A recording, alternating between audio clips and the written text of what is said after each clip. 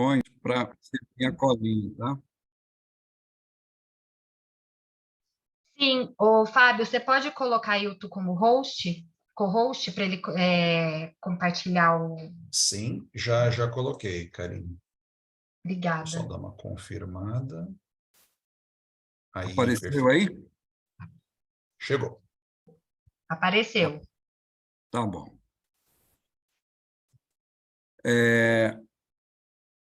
Meu nome é Ailton Santana, eu estou na cidade de Jacareí e eu ainda não fui para casa. Hoje eu fiquei aqui no trabalho. Onde eu estou é a Rede Novo Tempo de Comunicação. É um centro de mídia da Igreja Adventista, localizado na cidade de Jacareí. E hoje nós tivemos um dia bem intenso, mas bem intenso. Nós tivemos assim gravações e as gravações tivemos momentos ali que a gente se viu totalmente nas mãos de Deus. A gente hoje terminou uma série que chama Bom de Bíblia Teen, com garotos aí, meninas de 12 a 16 anos de idade. Foi a final. E o campeão, no caso, a campeã foi uma mulher, as mulheres são boas de Bíblia, foram duas que foram para a final, uma tinha 12 anos de idade, é uma menina muito simples, e eu estava torcendo por ela. E ela ficou em segundo lugar, para você ver que a gente não favorece, né? No meu íntimo eu torcia por ela, mas ela vai conseguir os objetivos. Ao final a gente viu ali que o objetivo é da bolsa de estudo. Então, a menina que ganhou, ela ganhou uma bolsa de estudos no colégio nosso, um colégio muito conceituado, que é o IAESC, que fica em Santa Catarina, e o segundo lugar ganhou 75% de bolsa, só que a possibilidade da mãe dela, que é psicóloga, trabalhar lá. Então, eu estou só posicionando vocês para vocês perceberem como é que foi o dia. Então, a parte da manhã, gravamos 4 programas, e foi a final. Aí depois eu conversei com a Karine e ela falou: você vai apresentar PowerPoint? Eu falei: se der tempo, eu faço. E eu fiz aqui meio correndo aqui, até para ser uma colinha nossa, né? O nosso objetivo eu sou produtor de conteúdos para rádio, TV e internet. Trabalho na Novo Tempo. Agora, no dia 17 de março, vamos completar 20 anos aqui. Eu estou tal qual Daniel. Os reis estão passando e eu estou permanecendo, né? E para a honra e glória do Senhor. Eu sou uma pessoa de origem muito simples e humilde, o Fábio sabe, ele conhece meu povo, assim, e eu sempre gostei muito de estudar a Bíblia. E confesso a vocês que a Bíblia é um livro para ser, de fato, estudado. Mas uma coisa, e eu trabalho com a Bíblia, então veja como é interessante você abrir a Bíblia procurando respostas. E hoje o tema é um tema que ele não é tão simples, até porque existem várias interpretações sobre esse tema, isso dentro do cristianismo. E, por incrível que pareça, até dentro da igreja adventista, que é a igreja que eu pertenço. Mas o nosso objetivo é que essa figura aí de Jesus, ele de fato possa entrar e esclarecer tudo que a gente precisa a respeito desse tema. Nós já oramos, mas eu queria fazer uma outra breve oração, sinto necessidade. Se você puder, ore conosco. Deus Pai Todo-Poderoso, aqui estamos nós, seus filhinhos, para ouvir a sua voz através da sua palavra. E pedimos que, nesse instante, o Senhor se revele a nós de tal maneira que eu não seja um empecilho, mas um instrumento pelo qual o Senhor alcance a todos nós e assim sejamos edificados no estudo, na compreensão da tua pessoa.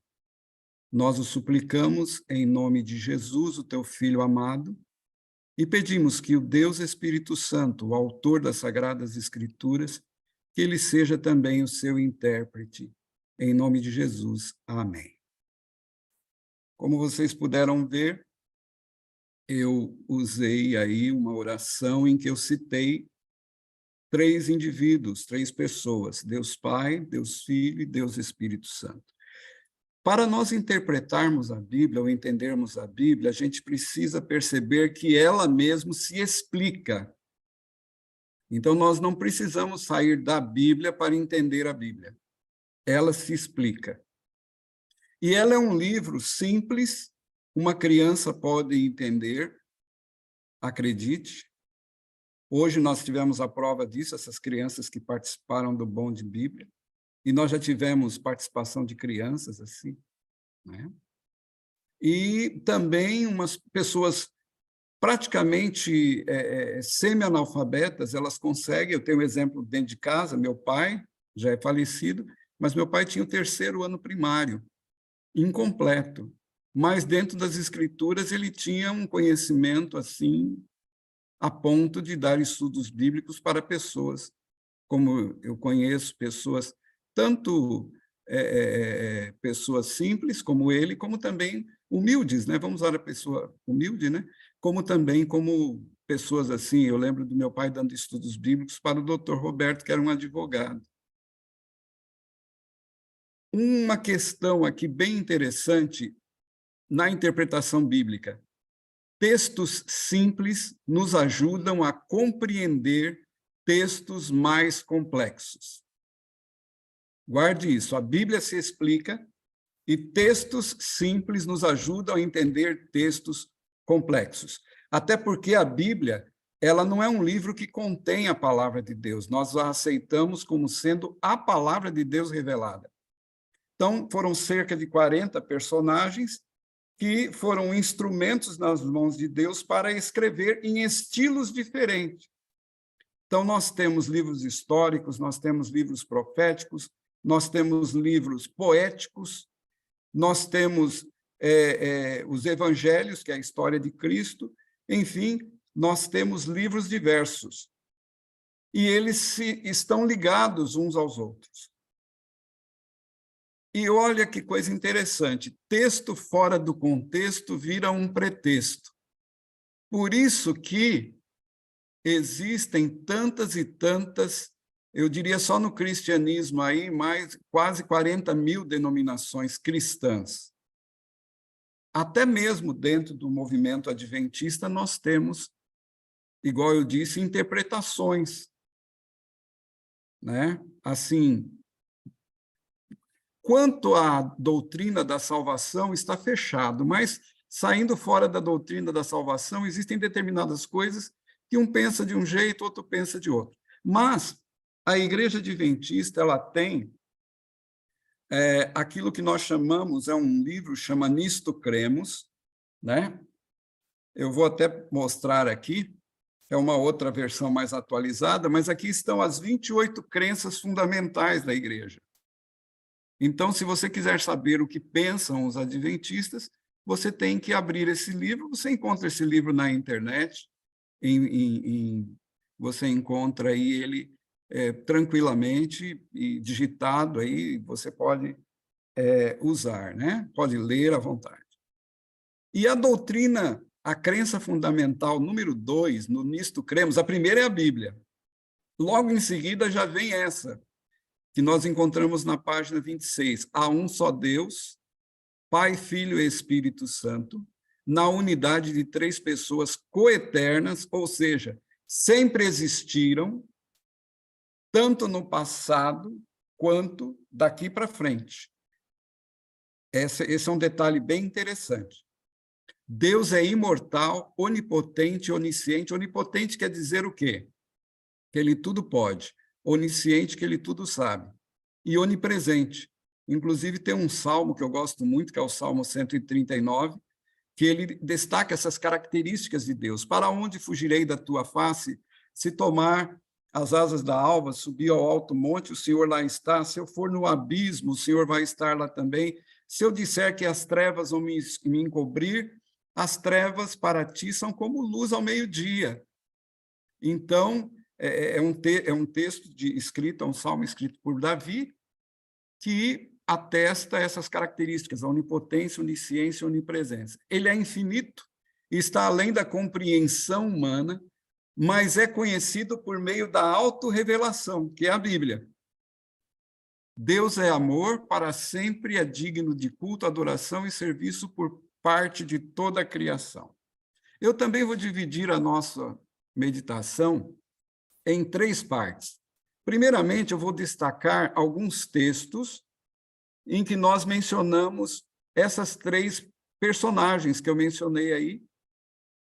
Veja, na carta de Paulo aos Coríntios, capítulo 13, na segunda carta, verso 14, ele diz: a graça do Senhor Jesus Cristo. Lembrando que a palavra Jesus, ou o nome Jesus, quer dizer Salvador. E Cristo quer dizer ungido. Cristo é em grego, Messias é em hebraico. Então, Senhor é o nome de Jesus no Antigo Testamento. A Bíblia é dividida em 2 testamentos. No Antigo Testamento, nós não vamos encontrar Jesus Cristo. Nós vamos encontrar Adonai. E sempre que aparecer a expressão Adonai, é referido ao Senhor, Jesus, o personagem, o Deus Filho. O amor de Deus, quando mencionamos Deus e identificamos aqui como sendo, já mencionamos Jesus, então o amor de Deus aqui é o Deus Pai. E a comunhão do Espírito Santo, ou seja, o Deus Espírito Santo, seja com todos vós, amém. Então, veja, Paulo, ele reconhece Jesus, Deus e o Espírito Santo como pessoas distintas. Aqui, continuando na carta aos Hebreus, fala muito mais no sangue de Cristo, Cristo que morreu na cruz, que pelo Espírito eterno, falando do Espírito Santo, a si mesmo se ofereceu sem mácula a Deus, falando que Jesus se ofereceu em sacrifício para pagar o preço dos pecados, né? E é mais uma menção que a gente encontra ali no Novo Testamento. E eu gosto muito desse texto de Jesus. O capítulo 14, Jesus fala as palavras do capítulo 14, na quinta-feira, ele vai morrer na sexta, às 15h. E na quinta-feira ele está se despedindo dos discípulos, quando ele diz assim: eu, Jesus, Deus Filho, fui eu que coloquei, né? O que está aí entre esses parênteses, né? Eu, Jesus, Deus Filho. O texto original é: eu rogarei ao Pai.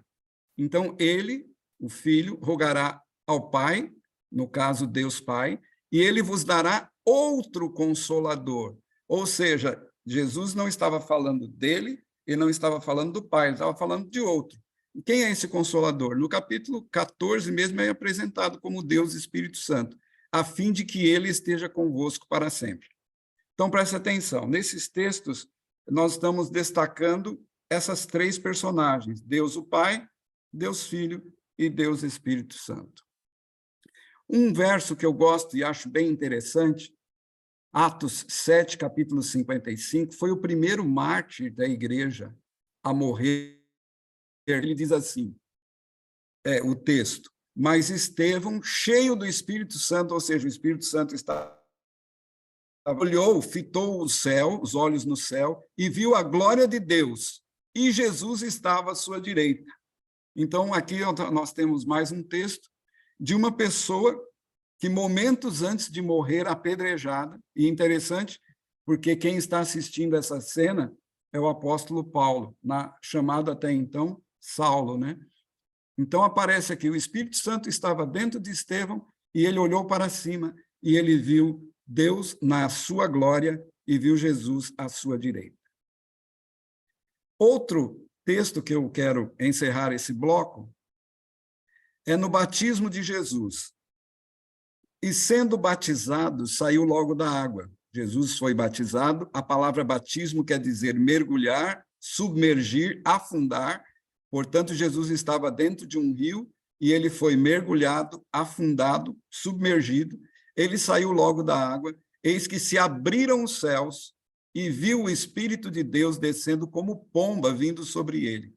E eis que uma voz do céu dizia: este é o meu Filho amado, em quem me compraz, ou seja, que me dá alegria. Aqui aparece, mais uma vez, essas três pessoas. Esse texto, o Espírito de Deus, às vezes tem levado alguns a entender que o Espírito de Deus é algo que sai de Deus. Mas aí a gente volta para aquele texto em que Jesus disse: eu rogarei ao Pai e ele enviará outro. Então, veja, um texto mais simples complementa o outro. É por isso que você não pode pegar um texto isolado. Nós estamos lendo vários textos dentro da maneira da gente procurar destacar aqui um princípio que é três pessoas distintas, ok? Bem, agora eu quero complicar um pouquinho o nosso estudo. Até aqui está tudo tranquilo? Está tudo tranquilo? Então tá bom. Ouve, Israel, o Senhor nosso Deus é o único Senhor.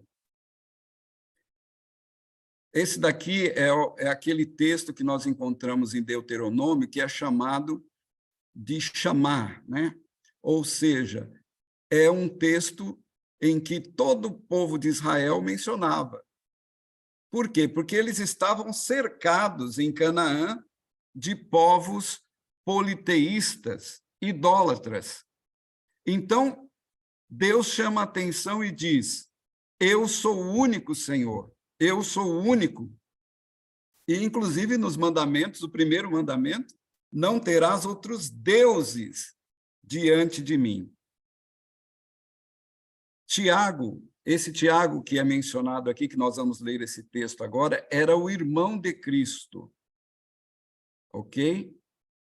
E era irmão, ao que tudo indica, por parte de José. É uma outra história. Mas a Bíblia o cita, a Bíblia cita que Jesus teria pelo menos duas irmãs, e os evangelhos mencionam que ele tinha um irmão chamado Tiago, que se tornou líder da igreja. Ele tinha um irmão chamado José, que era o mesmo nome do pai. Ele tinha o pai, no caso, padrasto, porque o pai dele, de fato, era Deus, pai, né? E Simão e Judas, não o Iscariotes, mas outro Judas. E Tiago, ele escreve: crês tu que Deus é um só, fazes bem. Não é fazer bem, é fazes, tá? Era o R ali, o S no lugar do R. Até os demônios creem e tremem. Então, diante destes versos, a questão é: Jesus e o Espírito Santo estariam inferiores a Deus Pai? Jesus foi criado por Deus. O Espírito Santo é uma força inerente que sai de Deus. Existem pessoas que creem assim, mas nós não entendemos assim. E aí é o que nós vamos entender a partir de agora. Olha que coisa interessante.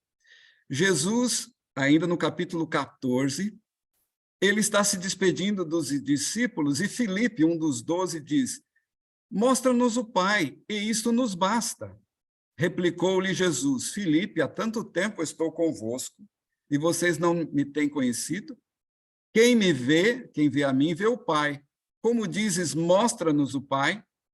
Então, aqui Jesus, e se eu isolar esse texto, eu vou chegar à conclusão: Jesus e Deus é a mesma pessoa. Mas não é isso que a Bíblia diz. A gente não pode isolar um texto do contexto, tá? Jesus quis dizer que ele é igual ao Pai. E nós vamos mais um pouquinho para frente entender isso. Ele diz aqui, olha que texto: eu e o Pai somos um. Pronto, Ailton. Agora confundiu tudo. Por quê? Porque Jesus, ele falou que ele e o Pai é um. E tem gente aí que fala, não, e o Pai... E a gente fica complicado, por quê? Porque, por exemplo, Jesus está na cruz, e ele fala: Deus meu, por que me desamparaste? Para quem que ele estava falando? Para ele mesmo? Eu estou dando meio que um nó na cabeça de vocês aí, de repente, né? Mas vamos chegar ao fim. Eu espero que a energia não acabe agora, mas vamos lá. Olha esse texto, João 1, de 1 a 3. No princípio era o Verbo estava com Deus, e o Verbo era Deus. Ele estava no princípio com Deus. Todas as coisas foram feitas por intermédio dele, e sem ele, nada do que foi feito se fez. Se nós formos para o verso 14, lá diz, e o Verbo se fez carne e habitou entre nós. Então, identifica claramente o Verbo como sendo Jesus. Então, eu poderia ler, no princípio era Jesus, Jesus estava com Deus, Jesus era Deus, ele estava no princípio com Deus, todas as coisas foram feitas por intermédio dele, e sem ele nada do que foi feito se fez. Agora, falamos de Jesus, vou só apresentar um texto aqui. É a Igreja Apostólica, Atos capítulo 5, as pessoas estão se batizando e agregando ao povo de Deus, e para manter aquele povo, muitas pessoas pegam seus bens e entregam para os apóstolos. Apóstolos quer dizer enviados ou missionários, que eram os discípulos. Discípulo é aluno. Agora que Jesus formou eles, depois de 3 anos e meio que eles estiveram na companhia de Jesus, eles deixaram de ser discípulos e passaram a ser apóstolos, ou mestres também, e eles é que passam a fazer discípulos. E para manter a igreja primitiva, muitas pessoas doavam seus bens. E tinha um camarada lá, o Ananias, que ele atendeu o apelo, ele falou, eu vou dar a minha propriedade para vocês. Só que quando ele vendeu, eu estou contextualizando para vocês entenderem, quando ele vendeu, ele viu que era uma quantidade muito grande, e ele e a esposa falaram, olha, eles não sabem por quanto nós vendemos, vamos separar um pouco para nós e vamos dar o outro para os apóstolos. Quando ele chega para fazer a entrega, vai ele na frente, Pedro olha para ele, e a Bíblia diz que Pedro disse para ele, Ananias, por que encheu Satanás o teu coração para que mentisses ao Espírito Santo, reservando parte do vosso campo? Não mentiste aos homens, mas a Deus. Veja que Pedro aqui, ele coloca o Espírito Santo também como sendo Deus. E aí fica, se o Espírito Santo é Deus, se Jesus é Deus, se o Pai é Deus, e só pode ter um, como é que a gente organiza isso? Como é que a gente adora a deuses ou nós adoramos a um Deus? É uma perguntinha. E aí a gente precisa do Deus Espírito Santo representado aqui para entender isso. Vamos lá. Essa expressão, ouve Israel, o Senhor nosso Deus é o único Senhor. A palavra que aparece aí, lembrando que a Bíblia foi escrita, né, o Antigo Testamento, né, e o Novo Testamento, nós temos 2 línguas, o grego e o hebraico, né? E para a mente hebraica tem uma coisa bem interessante que a gente precisa começar a perceber. Por exemplo, quando Jesus diz que ele é o Filho de Deus, as pessoas lá, os líderes, vão apedrejá-lo. Porque, ao dizer que ele era filho de Deus, ele estava querendo dizer que ele era Deus. Filho de peixe, peixinho, é. Agora, aqui, a gente vê a palavra único. E é uma expressão, eu não quero assim, dar uma aula de teologia, nem sou professor nesse sentido, mas só para verem que a palavra que aparece aqui, no lugar de único, é a palavra echad, que é uma unidade composta. E tem um exemplo na Bíblia, lembrando que textos mais simples nos ajudam a entender textos complexos. Por isso deixa o homem, pai e mãe, se une à sua mulher, tornando os dois uma só carne. Veja que coisa interessante. E eu tenho outros exemplos, por exemplo, a gente sabe que Abraão teve um outro filho além de Isaque. Mas a Bíblia fala que, eu quero que você pegue, está no capítulo 22 de Gênesis, a Isaque, o teu único filho, e vá lá e me ofereça. Ué, por que fala que ele é único? E não considera Isaque como sendo que ele tinha 2. Aqui, na realidade, é para indicar 2 exemplos da palavra único. Ele tinha um filho diferente do outro, era único porque ele era o filho da promessa. Aqui, o homem deixa seu pai, sua mãe, se une à sua mulher e são ambos uma só carne. Ou seja, continuam sendo duas pessoas, mas eles são uma só carne. Mas são duas pessoas. Por exemplo, a melhor maneira de nós nos referirmos à Trindade hoje, para não criar... Porque, quer queira, quer não, nós precisamos perceber uma coisa. Há certos exemplos que eles podem... Você não vai encontrar a palavra Trindade na Bíblia. Você não vai encontrar. E quando você conversa com antitrinitariano, quer dizer, uma pessoa que não acredita na Trindade, ele vai falar isso para você. Aí você pode falar, como eu citei no material que eu passei para ser distribuído aí para vocês, a gente não encontra também na Bíblia palavras tais como, expressões como porta da graça, e todo mundo fala no fechamento da porta da graça. São conceitos que nós encontramos na Bíblia, mas que não estão revelados de maneira expressa. Assim como não encontramos lá a palavra milênio, que é uma das doutrinas da igreja. Mas tem lá, no livro de Apocalipse, 7 vezes mencionado, só no livro de Apocalipse, no capítulo 20, a expressão 1000 anos. Né? E outras expressões também que eu poderia usar aqui.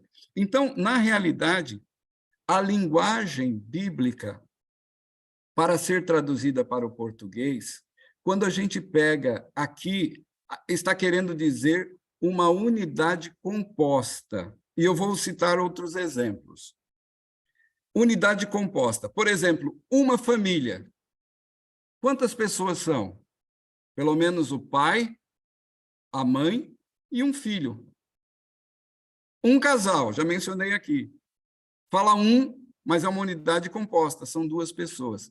Então, quando nós aplicamos isso a Deus, nós estamos querendo dizer um Deus, ou uma divindade, ou a família celeste.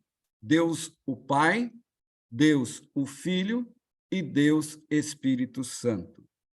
A gente vai ver isso de uma maneira bem interessante. Jesus, na oração sacerdotal, ele usa assim, olha, para que todos sejam um, como nós, eu e tu somos um. Olha, Pai, guarda-os em teu nome, para que sejam um, assim como nós. Então, o que Jesus está querendo dizer? Eu e o Pai somos um, somos unidos no propósito, na missão. Quando Jesus tinha 12 anos, ele foi para o templo e a mãe dele o encontrou depois de 3 dias. E ela falou, porque a família era grande, e ela falou, filho, o que você estava fazendo aqui? Jesus, com 12 anos, olhou para a mãe dele e disse assim, mãe, você não sabia que me convinha cuidar dos negócios do meu pai? De quem que ele estava falando? De José? Ele estava falando de Deus. Então, aos 12 anos, ele já tinha essa compreensão de que ele era o quê? Filho de Deus, ou seja, um com o Pai, a fim de que todos sejam um, e como é tu, ó Pai, em mim e eu em ti, também que eles sejam em nós, para que o mundo creia que tu me enviaste. No capítulo 17, que é a oração sacerdotal, Jesus está preocupado com a união dos discípulos. E ele fala, Pai, eu quero que eles sejam um como nós. Sabe, só há um jeito de um homem e uma mulher permanecerem casados. Só há um jeito de uma igreja com pessoas distintas, em cultura, em idade, em cabeça, serem unidos, se estiverem em Cristo e Cristo estiver em nós. E aí sim nós seremos o quê? Um. Certo? Nesse capítulo 17, eu tenho até marcado aqui na minha Bíblia, porque eu acho bem interessante, sempre que tenho que falar assim sobre união, eu procuro apresentar isso. Olha que coisa interessante, Jesus está para morrer E ele está preocupado com os discípulos. No verso 11, ele diz, para que eles sejam um, assim como nós. E depois ele diz, não somente por esses aqui, eu quero por aqueles que um dia haverão de crer em mim. Ou seja, Jesus está orando por mim e por você, a fim de que todos sejam um, como és tu, Pai, e eu em ti. Que eles sejam um em nós, para que o mundo creia. Eu neles, tu em mim, a fim de que eles sejam aperfeiçoados na unidade, na união, que eles sejam um. E Jesus está sempre repetindo. Então, veja, essa expressão, eu e o Pai somos um, quer dizer, eu e o Pai somos unidos. Que eu e o Pai, né, estejamos nele, para que eles também sejam o quê? Unidos. Continuamos sendo pessoas distintas, continuamos sendo pessoas até com gostos diferentes. Isso não quer dizer que todos nós vamos ter o mesmo. Agora todo mundo vai gostar de quiabo, agora todo mundo vai gostar de jiló, agora todo mundo vai gostar, sei lá, de piqui. Não, você tem sua particularidade, você gosta daquilo que você gosta. Eu gosto. Estilo de música, estilo de roupa, por que nós estamos com roupas diferentes? Por que de repente, a gente gosta de um tipo de diversão, o outro gosta, entendeu? Somos cristãos? Somos, mas isso não quer dizer que nós somos agora o quê? Tudo assim, tudo igualzinho. Não, nós temos a nossa diversidade, mas na diversidade a gente é unido. Olha que coisa interessante. No final aqui, Jesus diz, olha, ide fazeis discípulos, ensinando todas as coisas que eu os tenho ensinado, batizando-os em nome do Pai, do Filho e do Espírito Santo. E eu vou concluindo e depois nós vamos dialogar um pouco. Por que o batismo tem que ser em nome do Pai, do Filho e do Espírito Santo? Porque a salvação é um dom de Deus o Pai. Mas quem morreu na cruz foi Deus Filho. Mas quem nos convence do pecado, da justiça e do juízo? O Espírito Santo. Quando a gente ora, Jesus disse que nós deveríamos orar, Pai nosso que estás no céu. Mas que nós deveríamos pedir em nome de Jesus. Mas quem é que pega as nossas orações e leva e apresenta ao Pai? Romanos 8 fala que é o Espírito Santo. É interessante, né? Então, veja, Jesus disse, eu vou para o Pai, mas eu não vou deixar vocês órfãos. Eu vou mandar outro, e ele enviou o Espírito Santo. Preste atenção no que eu vou dizer. Jesus é o verbo de Deus. Ou seja, Deus nos fala através de Jesus.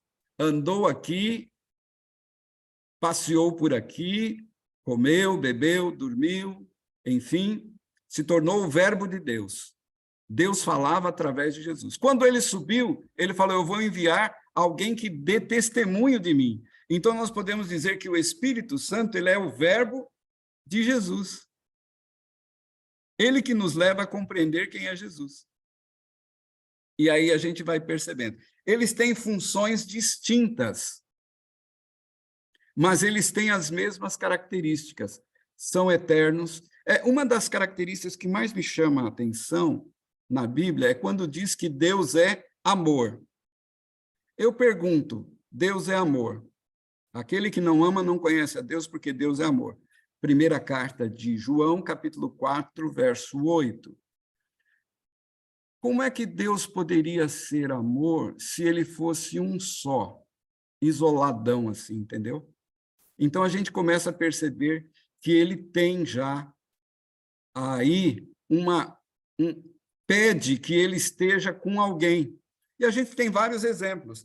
Quando vai criar o homem, a gente vê lá, eu não mencionei, mas é dito assim, disse Deus, façamos o homem conforme a nossa imagem, conforme a nossa semelhança. Ele estava falando com quem? Lembrando que em João, capítulo 1, versos de 1 a 3, ali é mencionado que o Criador de todas as coisas é Jesus, o Verbo. Então diz, no princípio criou Deus. A palavra Deus que aparece ali não é ele, que seria El, é Elohim, que é essa unidade composta. Então, ali está unido o Pai, o Filho e o Espírito Santo. O desejo de criar veio de todos. Então, nós podemos dizer que a vontade de Deus é o desejo de Jesus e o Espírito Santo também concorda com isso. Depois que o homem peca, é dito, tem uma passagem que diz assim: eis que o homem se tornou como um de nós, conhecendo o bem e o mal. Com quem que eles estavam conversando ali? Com anjos? Não. Porque a expressão ali está claramente falando que a divindade está conversando entre eles. E nós vamos encontrar no Antigo Testamento vários momentos em que Deus Filho se fez presente. Paulo mesmo diz isso. Paulo ele diz na carta aos Coríntios que a pedra que foi partida e que dela saiu água, essa rocha, era Cristo. Quem foi que lutou com Jacó? Foi o Adonai, Deus Filho. Quem foi que entregou os 10 mandamentos para Moisés no monte? Tem um verso que diz que ninguém pode ver a face de Deus. E alguns dizem, mas a Bíblia diz que Moisés viu a face... Não, ele viu a face, ali no momento ele viu pelas costas, né?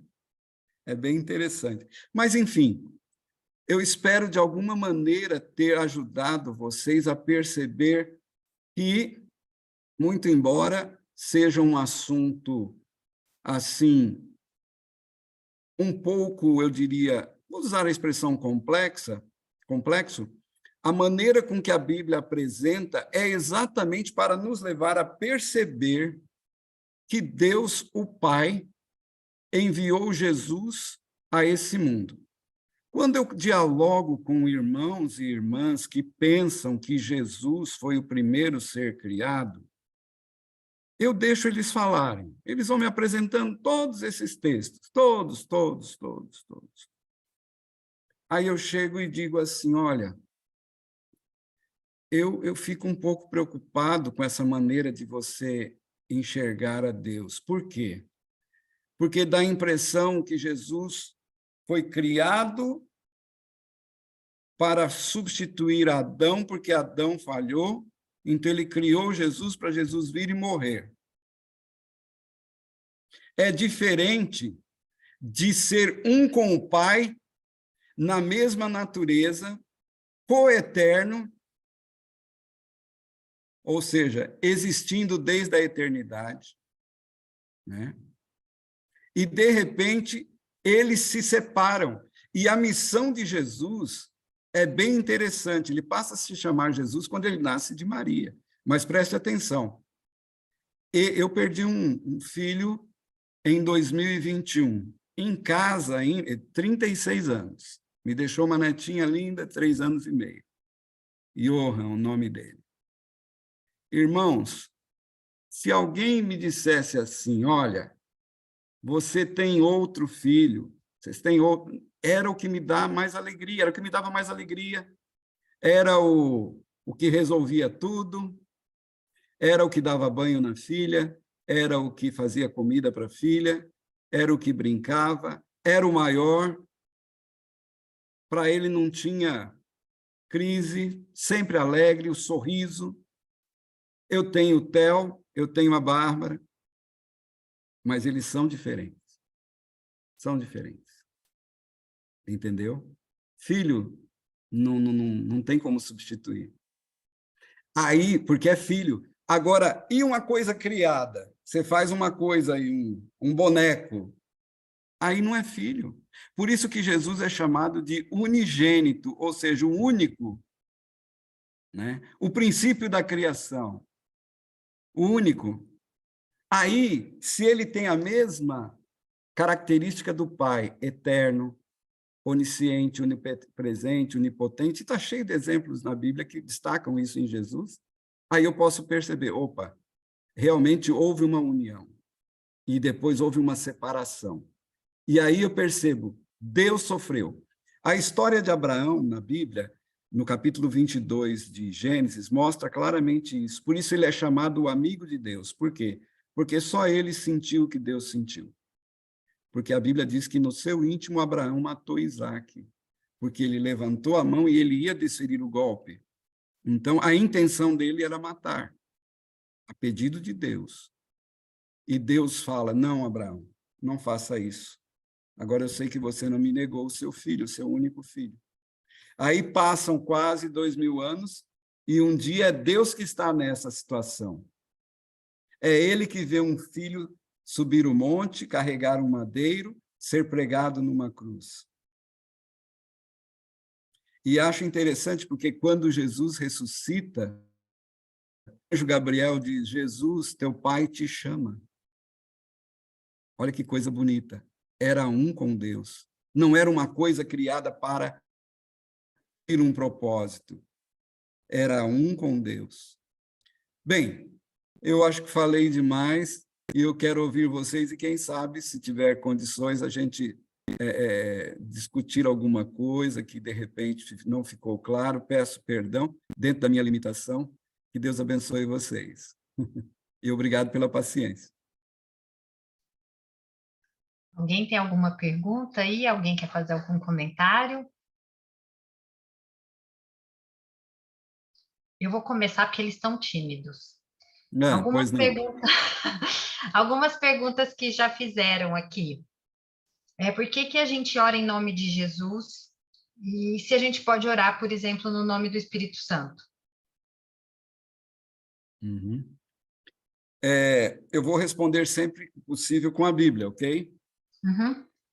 Porque aí passa a não ser resposta minha, mas de Deus através da sua palavra. 1,17. Tiago 1,17. Toda boa dádiva e todo dom perfeito estão lá do alto, descendo do Pai das luzes, em quem não pode haver variação ou sombra de mudança.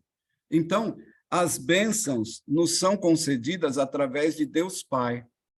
E Jesus disse, portanto, vós orareis assim, Pai nosso que estás no céu. Né? E Jesus disse que nós deveríamos orar a Deus em seu nome, no sentido, nós não somos dignos nem merecedores.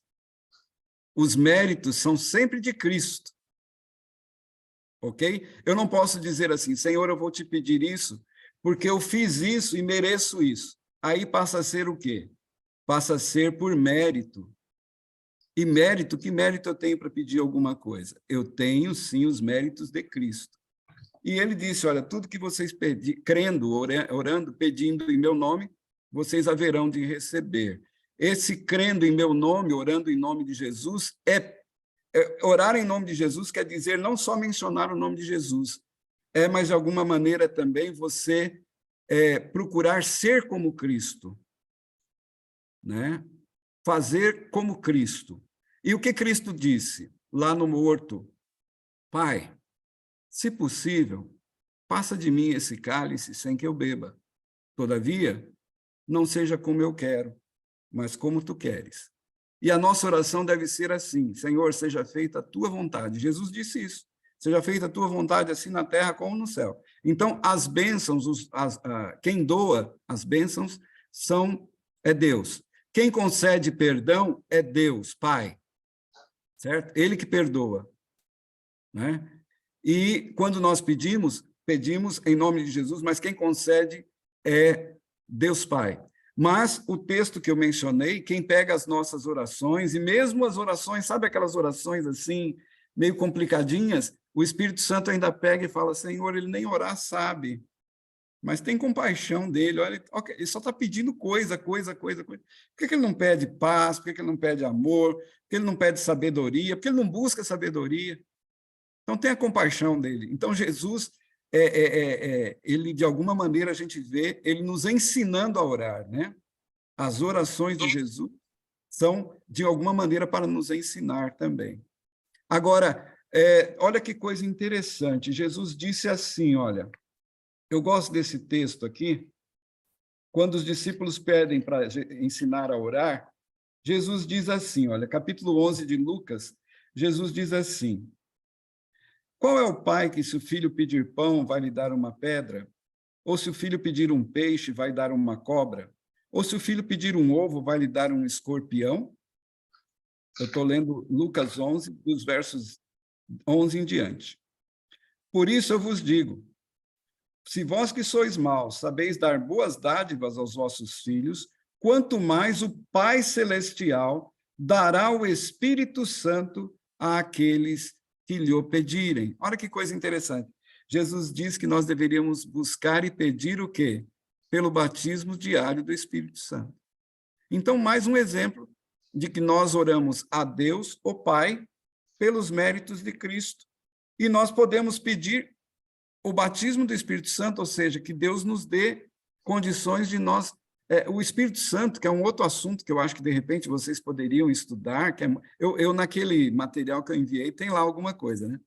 É ele que nos convence, é ele que dá dons, é ele que nos ensina, nos faz lembrar aquilo que a gente estuda, né, dentro da palavra de Deus. Não sei se respondi, mas está aí.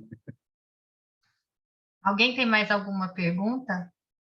Alguma coisa que ficou na cabeça? Eu tenho, Cá. Pode falar, Jane. Eu estou no carro, tá? Por isso que eu estou escura aqui. Está na penumbra. Tô. É o seguinte, se tá muito claro aí que a Trindade é o Pai, o Filho e o Espírito Santo, e o sinal da cruz, não, quando a gente faz na Igreja Católica, em nome do Pai, do Filho e do Espírito Santo, por que nas outras igrejas não faz? Ou não sei se é considerado incorreto ou correto, enfim, o porquê nas outras religiões não se faz, nas religiões, lógico, cristãs, visto que você invoca aí o Pai, o Filho e o Espírito Santo. Eu diria para você, Érica, né? Jane e Érica. Jane e Érica, tá. Eu diria que nós não fazemos exatamente porque não está na Bíblia. Entendeu? Entendi. Basicamente seria por isso. Como não está lá, como não é pedido isso, como não é ensinado isso, então nós entendemos que isso é algo que não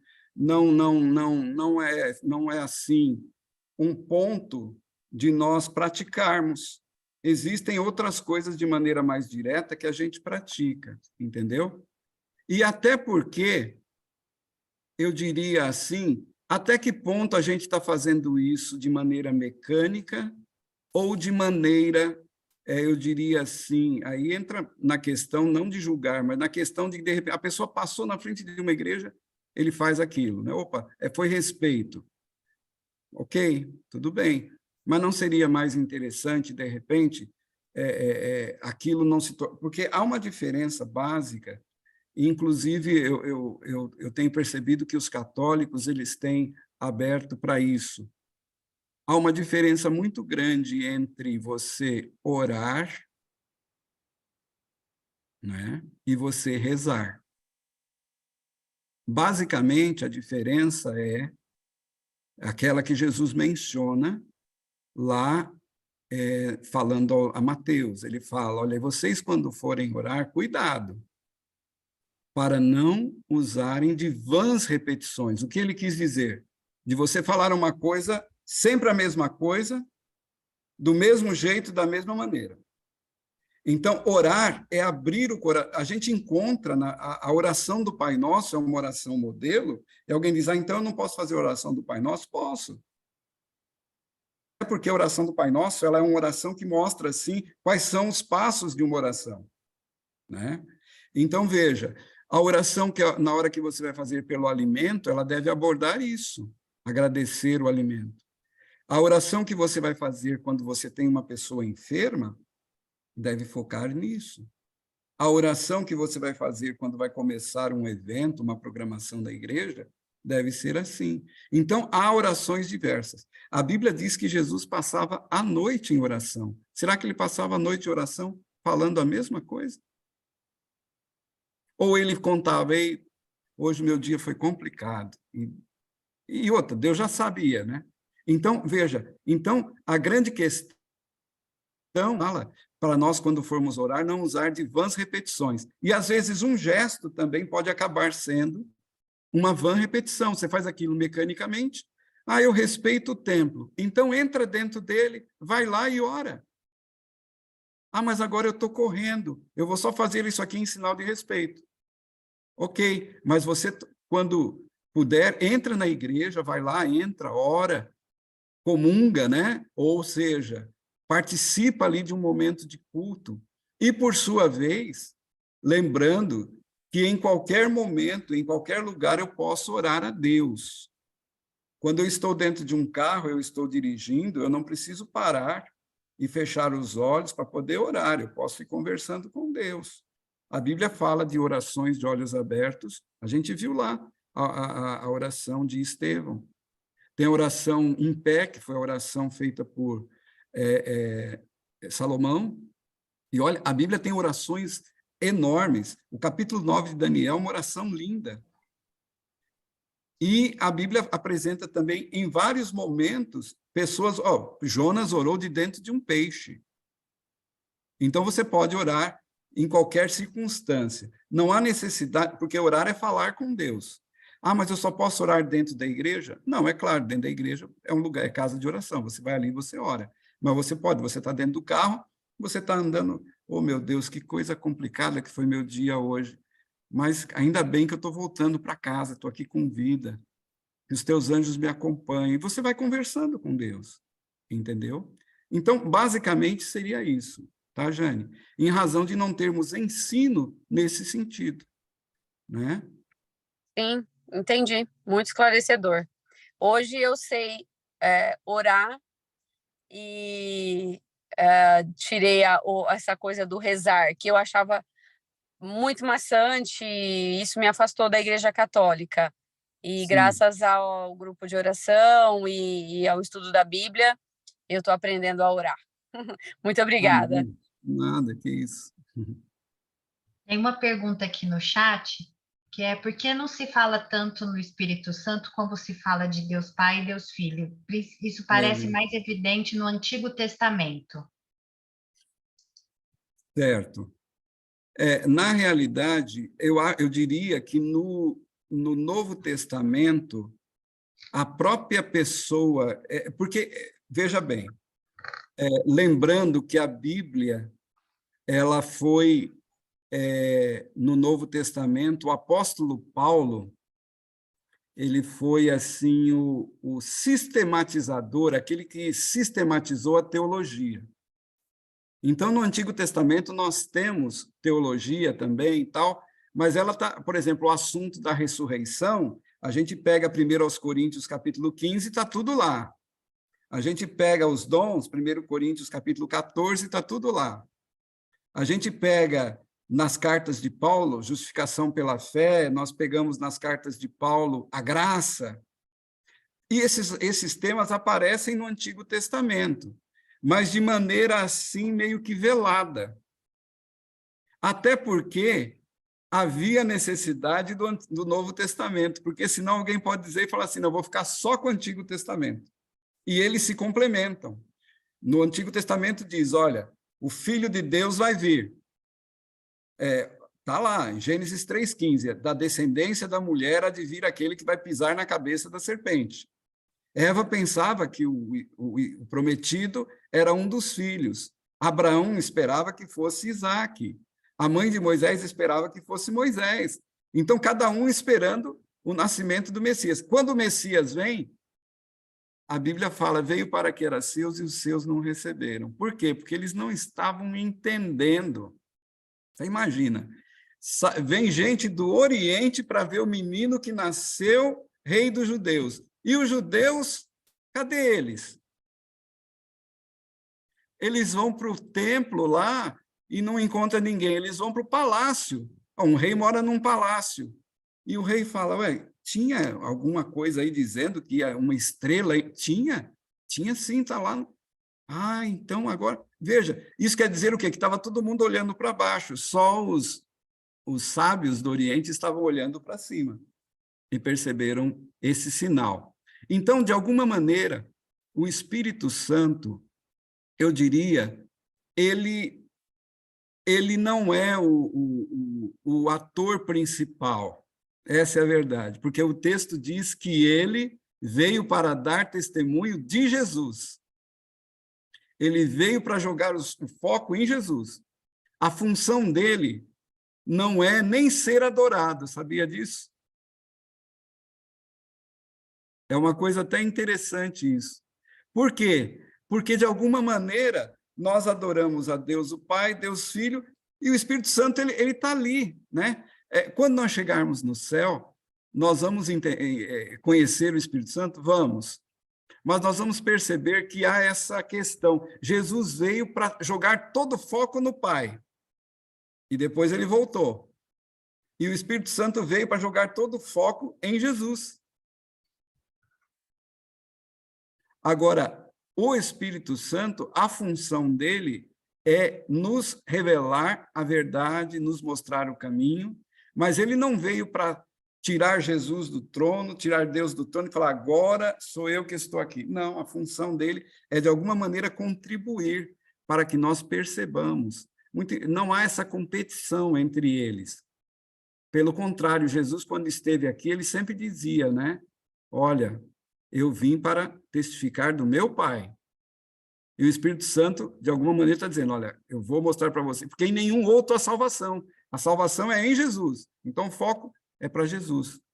Entendeu? Agora, é claro que a obra do Espírito Santo é muito importante, mas em nenhum momento o Espírito Santo vai ser a estrela, ou vai ser assim, vai destronar o Pai e o Filho. Pelo contrário, ele vai revelar qual é a função dele. A função dele, nos ajudar a conhecer a verdade, a palavra de Deus, entender a palavra de Deus, e nela a gente encontra Jesus, que morreu na cruz por nós. Deus é amor, Jesus é amor, e o Espírito também é amor. Entendeu? Colocar aqui no chat, excelente resposta. Opa.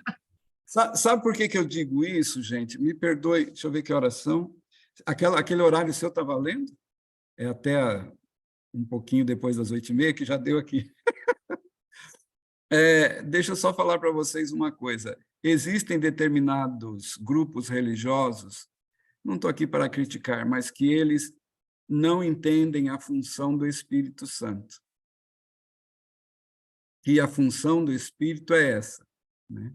Então, fala-se em batismo do Espírito Santo como sendo algo que, nossa, agora sim, eu estou aqui cheio do Espírito Santo e entra num êxtase, e aí vai para um extremo.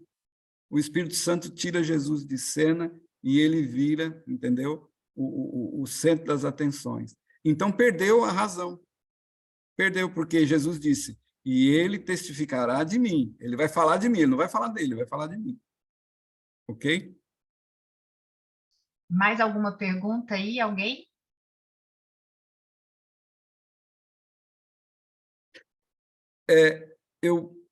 Enquanto vocês vão pensando aí, deixa eu dar um subsídiozinho para vocês. Por que é importante a gente entender? De repente você vai falar assim, nossa, e quem acha que Jesus é Deus? Porque você vai encontrar na internet aí. Eu, um dia desse, peguei um Uber e o rapaz falou, olha, pois para mim Jesus é Deus. E eu falei assim, quando ele veio aqui e nasceu de Maria, o céu ficou vazio? Ficou. E quando ele na cruz falava, Deus meu, por que me desamparaste? Ele estava falando com quem? Ele estava falando com ele mesmo. E ele foi falando assim, foi falando. E aí eu cheguei e falei assim, os textos que você usa, quais são? Aí ele foi mostrando para mim, todos esses que eu mencionei. Então, aí eu cheguei e falei assim, então ele, quando morreu na cruz, ele não morreu. Aí ele falou assim, como assim? Eu falei, ele não morreu.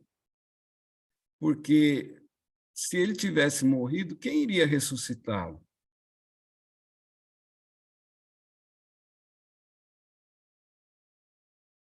Aí ele ficou pensando e falou, me deixa seu telefone que eu vou descobrir a resposta para isso aí, depois eu te falo. Entendeu? Por quê? Porque a gente tem que perceber isso. Porque, na realidade, a morte de Cristo é algo, é um mistério também. Mas só pode ter razão e sentido se ele tiver vida nele mesmo, porque a Bíblia diz que ele se despojou de toda a honra, de toda a glória, e que ele veio para morrer a morte, que é aquela segunda morte. Porque é essa segunda morte que é terrível. A Bíblia fala das duas mortes. A primeira morte é sono. Todos que morreram estão dormindo. A segunda morte vai ser aquela que vai, de fato, fazer com que as pessoas deixem de existir, os pecadores, os que rejeitaram a Cristo. Então, Jesus Cristo, ele paga o preço dessa segunda morte, não é da primeira. Porque senão aí a gente começa a achar que Jesus não sofreu, que Jesus ficou lá, entendeu? Ficou lá num cantinho lá e fingindo que estava morto, mas não estava morto. Entendeu? E a Bíblia diz que o salário do pecado é a morte. Jesus não pecou, ele não deveria morrer. Só que ele assumiu o pecado de todos nós. E lembrando que ele morreu no lugar de um bandido, de um criminoso. Ele morreu no lugar de Barrabás. E ele morreu no centro, ou seja, ele foi considerado dos três o pior.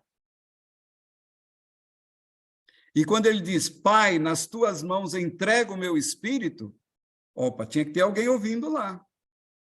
Deus meu, por que me desamparaste? Então, é nesse sentido que a gente precisa pedir a Deus, falar, Senhor, revela para mim o que está acontecendo aqui, para eu poder entender isso aqui. Então, quando a gente entende, quem está morrendo ali é aquele que era um com o Pai desde a eternidade. É aquele que falou assim, chegou o momento, eu vou lá embaixo, mas eu vou voltar. E a Bíblia apresenta em diversos momentos ali questões bem interessantes. Por exemplo, alguns dizem, Jesus não podia pecar porque ele é Deus. Mas a Bíblia diz que ele foi tentado em todas as coisas. Ele só podia ser tentado se ele fosse o quê? Humano. Entendeu? E aí que nós entendemos, Jesus, humano, foi tentado. E a tentação dele foi tão cruel, numa proporção assim, que a gente vê lá, né? Satanás fala para ele, se tu és o filho de Deus, transforma essas pedras em pães. Eu não tenho poder para fazer isso. Certas coisas não são tentação para mim. Por exemplo, pode trazer um caminhão de maconha aqui, que eu não, aquilo ali para mim não vai representar nada. Eu nunca usei, para mim não é tentação. Cerveja, não é tentação isso para mim. Agora, para Jesus, se analisa. Ele era Deus. Ele podia transformar pedras em pães. Mas ele falou assim, olha, nem só de pão viverá o homem, mas só da palavra que sai da boca de Deus. Que Deus? Deus o Pai. Então, é algo assim bem interessante, né? Essa questão da humanidade de Jesus. E, por sua vez, me chama a atenção, porque vocês vão perceber que Jesus, ele é batizado, mergulhado nas águas, e a Bíblia diz que ele foi batizado no Espírito também, ou seja, o Espírito Santo desceu sobre ele. Então, o Espírito Santo estava ali com ele. Quem revelava a Jesus todas as coisas que ia acontecer era o Espírito Santo. Tanto é verdade que tem uma coisa bem legal, que tem uma pergunta aqui, por que quando morremos ficamos dormindo?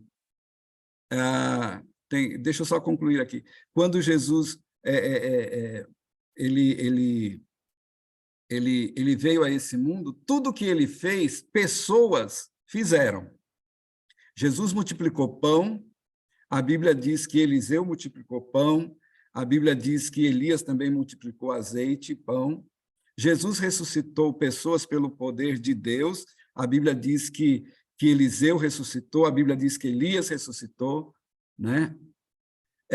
Jesus olhou para cima assim e falou para a mulher na beira do poço, ali contou, vai lá e busca seu marido. E ela falou, eu não tenho marido. E ele falou, você teve 5 e o que tem não é seu. Ela falou, opa, você é profeta. Ele falou, não, eu sou o filho de Deus. Ele se identificou ali como Messias. Então, veja, e a gente vê, por exemplo, a gente viu lá, quem que revelou para Pedro que o cara tinha escondido o dinheiro da venda do terreno? O Espírito Santo. Quem ensinou, quem falou para Eliseu? Eliseu curou um general de lepra. E o cara quis pagar para ele, ele não quis. Mas um servo de Eliseu foi atrás do cara e falou, ei, aquele ouro que você ia dar para o meu chefe, aquelas roupas, é porque tem umas pessoas lá que estão precisando, uns profetas lá, não tem como você dar um... Ele mandou que eu viesse aqui pegar um pouco para ajudar essas pessoas. Ele voltou e escondeu isso. Quando ele chegou na frente do profeta, o profeta olhou para ele e falou, Geazi, de onde você está vindo? Eu não estava ali. Você foi atrás do homem pedir as coisas e a lepra que tinha nele vai ficar em você. Então, a gente vê que tudo que Jesus fez, ele fez pelo poder do Espírito Santo e outras pessoas fizeram. Né? O machado sobre a água, Jesus andou sobre a água. Então, tem várias similaridades. Quando morremos, ficamos dormindo. A morte, segundo a Bíblia, a primeira morte, ela é um sono profundo sem sonhos. A Bíblia diz que os vivos sabem que hão de morrer, mas os mortos não sabem de coisa nenhuma. Para onde eles vão, não há sonho, não há projeto, não há amor, não há ódio, certo? É isso que a Bíblia nos ensina. Em João 11, o amigo de Jesus, chamado Lázaro, chegaram para Jesus e disseram assim, aquele homem que o Senhor ama está muito doente, estão pedindo para o Senhor ir lá. Ele falou, tá, obrigado por ter me avisado. E ficou lá vários dias. 3 dias, no 4º dia chega a notícia lá, depois chega a notícia dizendo que ele morreu. Jesus ainda espera 4 dias. Aí, quando ele chega lá, a irmã dele fala, Senhor, se o Senhor tivesse aqui, meu irmão não teria morrido. Aí Jesus disse assim, ele já tinha dito para os discípulos, né? Não, Lázaro não está morto, ele está dormindo, mas eu vou despertá-lo. Então, na realidade, a morte é comparada como um sono na Bíblia, profundo e sem sonhos. Tem aqui um texto que eu acho bem interessante, de Paulo, falando aos cristãos de Tessalônica, né? Que ele diz assim, olha,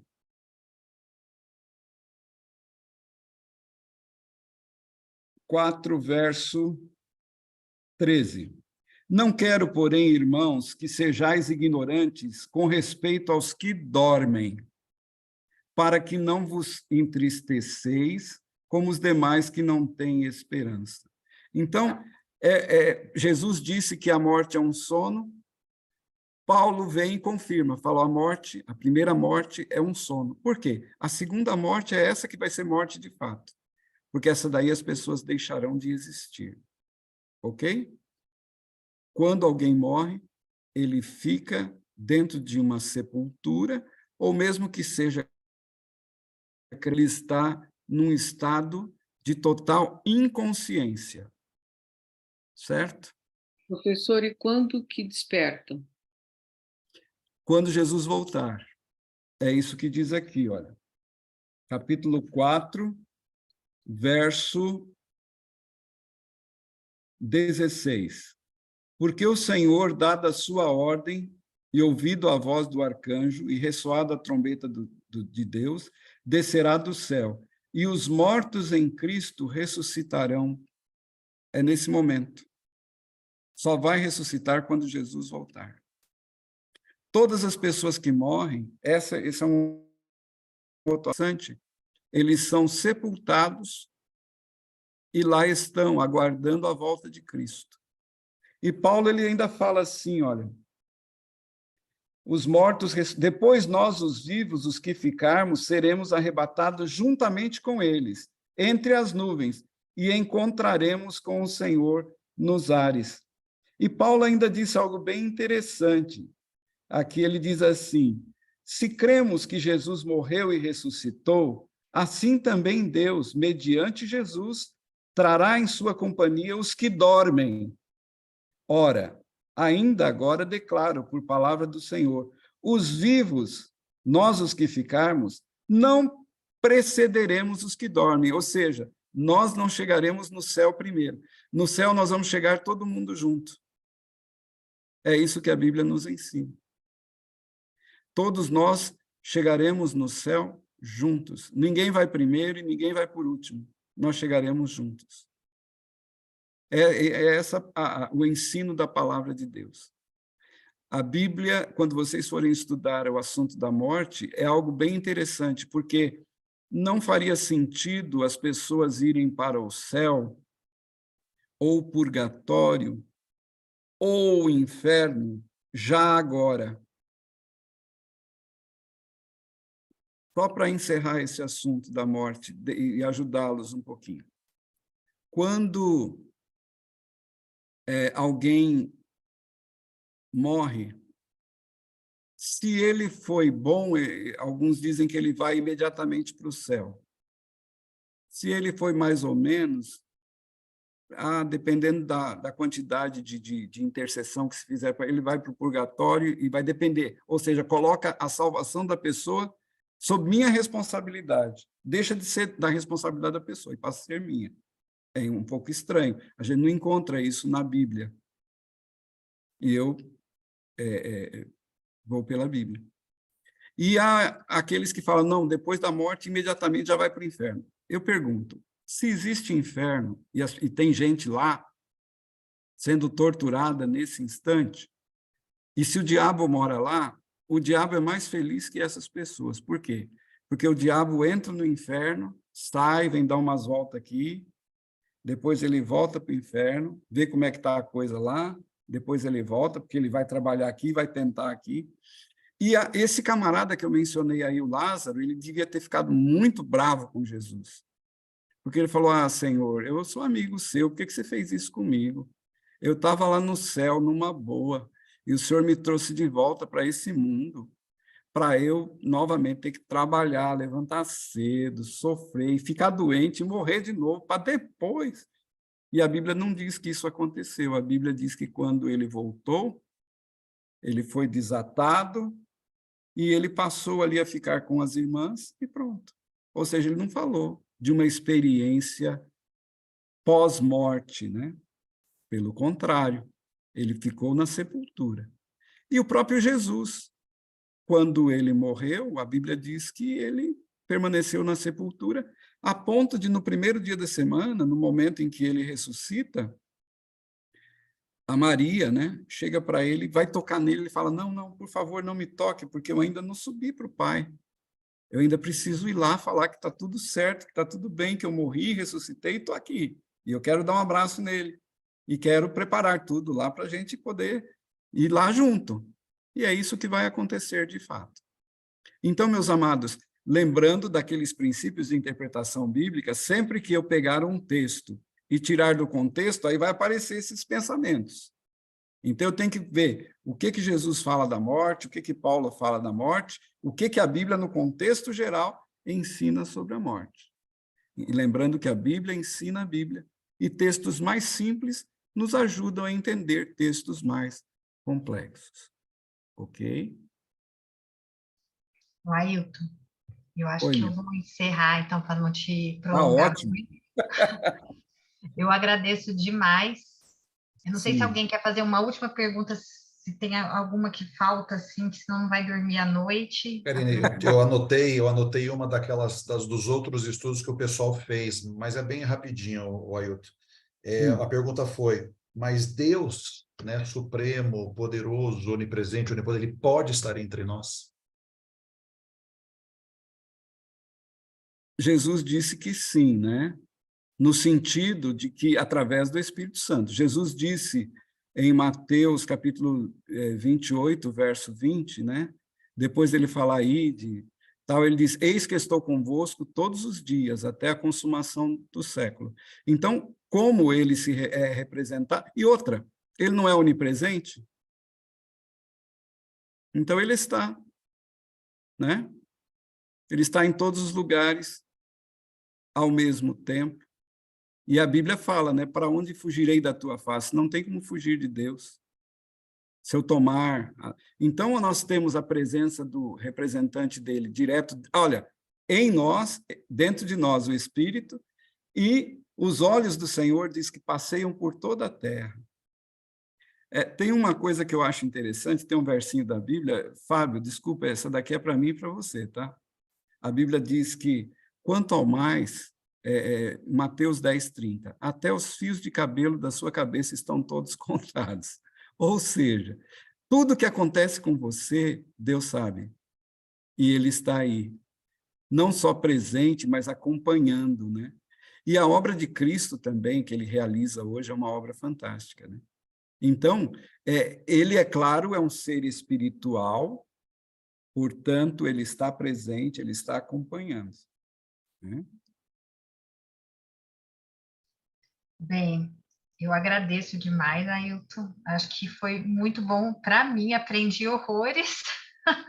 Acho que todo mundo também. Para todos nós. Para todos nós, foi um curso. Escrevi toda a sua aula e vou rever a gravação depois. Acho que é conteúdo para a gente rever também mais para frente, né? Tá bom. E assim, para acalmar o coração, né? Acho que esse assunto da morte pode ser um dos nossos assuntos especiais também, né? Em algum momento. E a gente, no dia 22 de março, o pastor Marcelo Rezende vai falar sobre o Espírito Santo. Foi uma sugestão do Ailton, e acho que a gente já antecipando isso, já percebeu a necessidade, e o pastor Marcelo Rezende vai falar no dia 22 para a gente. E eu espero, agradeço aqui, né? Espero que o Ailton possa participar eventualmente aí no futuro. A gente vai dar um sossego para você. Mas se a gente tiver alguma dúvida muito periclitante, a gente pede ajuda aos universitários. Me avisa antes para eu me preparar. Qualquer coisa eu chamo o Leandro, que ele que é o na mira da verdade. Já traz o Leandro. Boa. O Leandro é bom, gente. O Leandro é outro fera. Esse é um cérebro... É o meu sonho de consumo, o processador que ele tem no cérebro. Gente, eu vou finalizar. Agradeço muito, viu, a participação. Agradeço demais, Ailton. Que Deus abençoe muito sua vida, viu? Amém, Obrigada amém. por Obrigado. dedicar Deus aqui seja para louvado. gente. E eu queria perguntar para o Fábio se ele podia fazer uma oração final para a gente, Fábio. Claro, por favor. Vamos orar? Nosso Deus, nosso Pai, nós elevamos a Ti, Senhor, a nossa oração de gratidão. Imensamente gratos pela revelação da Tua palavra, que temos a possibilidade de compreender temas que, se não fosse a Tua autorrevelação, nós não poderíamos compreender, e principalmente entender o Teu amor, o Teu cuidado, o Teu interesse por cada um de nós. Pedimos, Senhor, uma bênção especial sobre o Ailton. Nós não podemos pagá-lo, retribuí-lo, mas Tu podes. Que a sua vida, o seu ministério, a sua família receba as bênçãos de Ti por onde quer que eles vão, levando o Teu nome. Quanto a nós, pedimos que nos ajudes a crescermos dia a dia no conhecimento da Tua palavra e que ela possa gerar as transformações necessárias nos nossos corações. Essas bênçãos te pedimos e te agradecemos, por amor de Jesus. Amém. Amém. Amém. Ailton, quando vier em São Carlos de novo, dá uma avisada para mim, por favor, porque olha, o pessoal vai querer te conhecer e te abraçar. A gente vai na sua casa te abraçar. Sim. Eu recebi um convite para ir para o carnaval aí, mas eu não sei. Vai depender do meu trabalho aqui se eu vou ter condições. Mas aí é para ir lá no acampamento, né? É para estar lá com o pessoal. Mas como eu tenho lá minha mãe, eu vou com muita frequência. Tenho ido pelo menos uma vez por mês, eu vou a São Carlos, tá bom? A gente se fala. Com prazer, que Deus abençoe. Prazer foi nosso, Ailton. Obrigada, viu? Bem, Deus seja louvado. Obrigado, Ailton. Um Tchau, abraço. tchau. Obrigado. Boa noite a todos. Boa noite, pessoal. Boa noite, pessoal. Gente.